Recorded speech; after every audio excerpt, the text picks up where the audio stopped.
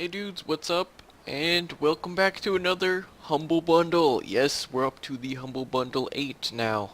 It's fantastic. Yes, I know, I'm excited. I've been excited. Whenever a new Humble Bundle comes out, I always kind of pee my pants a little bit. But, gonna hop right into it here.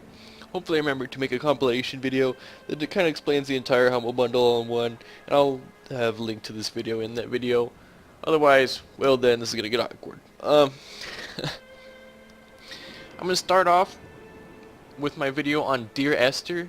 Um, I'm starting with Dear Esther first because this seemed to be like the underdog of the bundle. This seemed to be the game that people paid least attention to, and the people didn't really even give it a chance. Like, I spoke to a couple of people, and they just were like, "Oh yeah, Dear Esther's like an awful game. Don't even bother downloading it. Blah blah blah. It's basically just the W key, and that's it."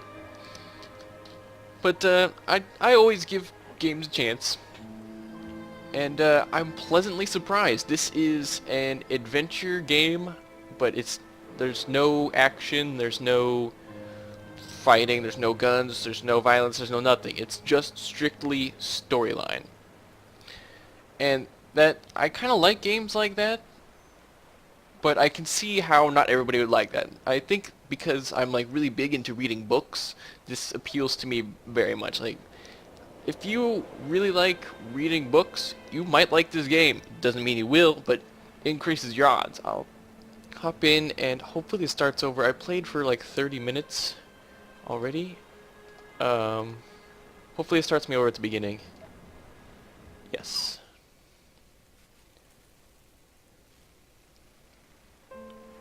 Dear Esther, Yes, it does. I sometimes feel as if I've given birth to this island. I'll Somewhere just let between him longitude and latitude, a split speak here. opened up, and it beached remotely here. No matter how hard I correlate, it remains a singularity, an alpha point in my life that refuses all hypothesis. I return each time, leaving fresh markers that I hope, in the full glare of my hopelessness, will have blossomed into fresh insight in the interim. That's interesting. The first time I booted up this game, he said something different. Opening up like that. Maybe it's different every time. That's interesting. I didn't even know that. But first off, the first thing you may notice about this game is its beautiful freaking graphics. This is what caught my eye and made me decide to play this. The beautiful graphics. It reminds me a lot of Skyrim's graphics. I mean, just that wow factor that blows you away, you know, the mountains and stuff like that. Now, that doesn't mean I'm comparing this game to Skyrim because it's nothing like Skyrim at all. I mean, it's like I said, this is not an action game. This is not an RPG. It's strictly, it's kind of like a, I kind of want to say it's like a book that you can like walk around in. It's kind of a weird analogy, but essentially it's just exploring. All you can do is walk. There's no sprint. It forces you to go slowly so that you take time and explore. And you explore this island that you're stranded on. I didn't even notice this before. And you sort of, you just listen to the guy narrating to you, and you look at your surroundings and get clues about what's going on. Like, what's up with this freaking island, and what am I doing here? Am I in a lighthouse? I didn't even realize that. Some sort of chemical compound here on the wall? I have no idea what this is. Bucket of paint. Can't interact with anything, like I said. All the buttons, I was playing this on the controller earlier because I figured there'd be like some controls I'd have to learn. All the buttons you can press, just zoom in. They don't do anything special. So essentially you have the ability to walk, look around, and zoom in on stuff, and that's it. It's very minimalistic as far as the controls go.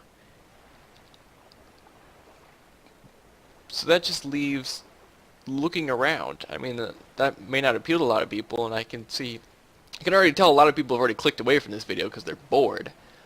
But if you're like me, like when I played Skyrim, I didn't spend so much time, especially in the beginning, I didn't spend so much time like killing stuff and doing quests and whatnot. I spent a lot of time exploring and like going into caves and stuff, and like just looking at the graphics and the landscape and stuff. If you did that too, like me. I mean, maybe it's just me. Maybe I'm weird. Maybe I'm the only person who does that, and nobody else is gonna like this game but me. But so far, I really this is the kind of game I can see myself playing, like when I want to take a break from, I don't know, crazy games or life in general, just to have like a story told to me. Essentially, you just walk through Those islands this area, in the distance, I am sure, and the are man nothing talks more to you than and relics of narrates a another story to you. time. Sleeping giants, somnambulist gods laid down for a final dreaming. This is different too. I wash the sand from my lips and grip my wrist ever more tightly. My shaking arms will not support my fading diaries. Interesting. It's a different narration than it was the first time I went through this area. That is awesome. Maybe the story he tells is different every time? I don't know. That makes me want to keep playing even more. Awesome. This is amazing. But, I mean, essentially, this is it. This is the game. You're on this island, I believe in Europe somewhere. A wonderful sight. The moon cresting the junction between the cliff path and the stone circle. It cast a shadow of the ridge across the beach. All the world as if you had signed your name in untidy handwriting.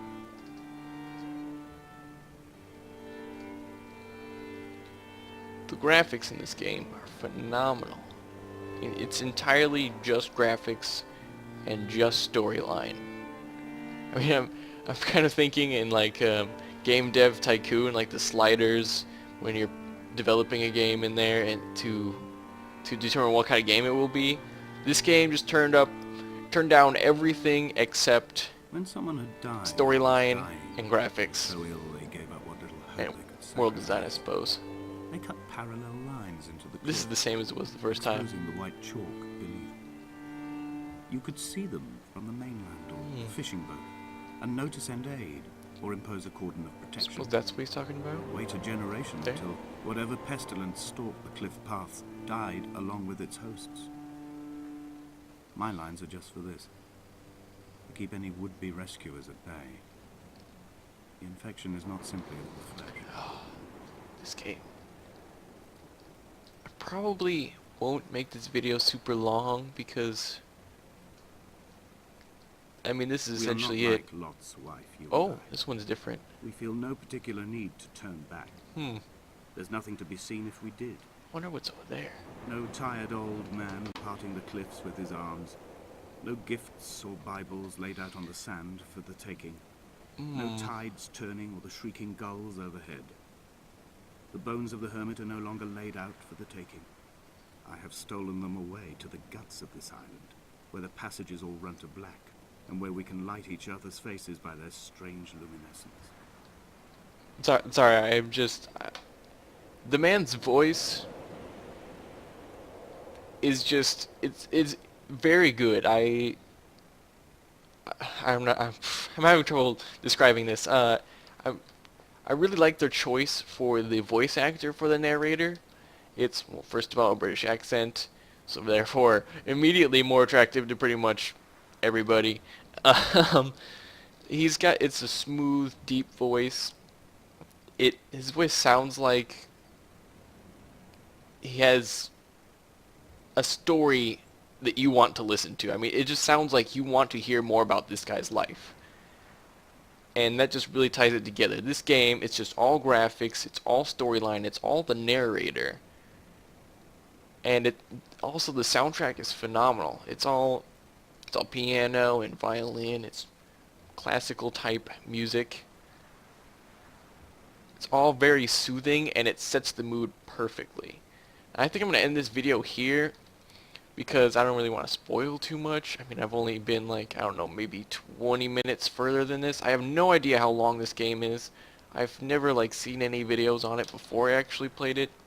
Got it in the Humble Bundle. It's in the basic part of the bundle, so if you pay a penny, you can get this game, as well as I think 4 others. If you pay $1, you get all of those games on Steam.